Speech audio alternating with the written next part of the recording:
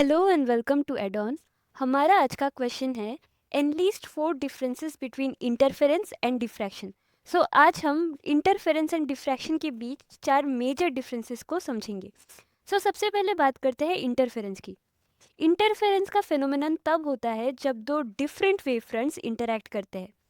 ये wave fronts कहाँ से आते हैं? ये वेव फ्रंट्स हमेशा दो कोहेरेंट सोर्सेस से जनरेट होते हैं। कोहेरेंट सोर्सेस मतलब दोनों वेव्स के बीच जब फेज डिफरेंस कांस्टेंट हो तो हम उन सोर्सेस को कोहेरेंट सोर्सेस बोलते हैं। फॉर एग्जांपल, जब हम यंग्स डबल स्लिट एक्सपेरिमेंट देखते हैं तो वहाँ पे इंटरफेरेंस पैटर्न बनते हैं, यानी ब्राइट एंड डार्क बैंड्स का एक सिस्टमेटिक अरेंजमेंट होता है। So the interaction between two distinct wave fronts coming from two coherent sources causes this phenomenon of interference. Now let's talk about diffraction. Diffraction phenomenon थोड़ा different होता है। diffraction में light interact करती है secondary wavelets के बीच जो कि एक सेम वेवफ्रंट से जनरेट होते हैं, यानी the interaction of light between secondary wavelets coming from various locations along the same wavefront causes this phenomenon। मतलब यहाँ हमारे पास सिंगल सोर्स होता है जो लाइट को बेंड कर देता है, यानी डिफ्रैक्ट कर देता है अराउंड एनी ऑब्स्टिकल और we can see slit. So interesting example हम देख सकते हैं रेनबो में, डिफ्रैक्शन ग्रेटिंग में। So the second difference is that the region of minimum intensity are usually almost perfectly dark। यानी इंटरफेरेंस के केस में जो डार्क बैंड्स होते हैं, यानी डिस्ट्रक्टिव इंटरफेरेंस के कारण जो बैंड्स बनते हैं वो परफेक्टली डार्क होते हैं। बट डिफ्रैक्शन के केस में क्या होता है, the reason of minimum intensity are not perfectly dark, यानी वो लेस ब्राइट होते हैं, ना कि कम्प्लीटली डार्क।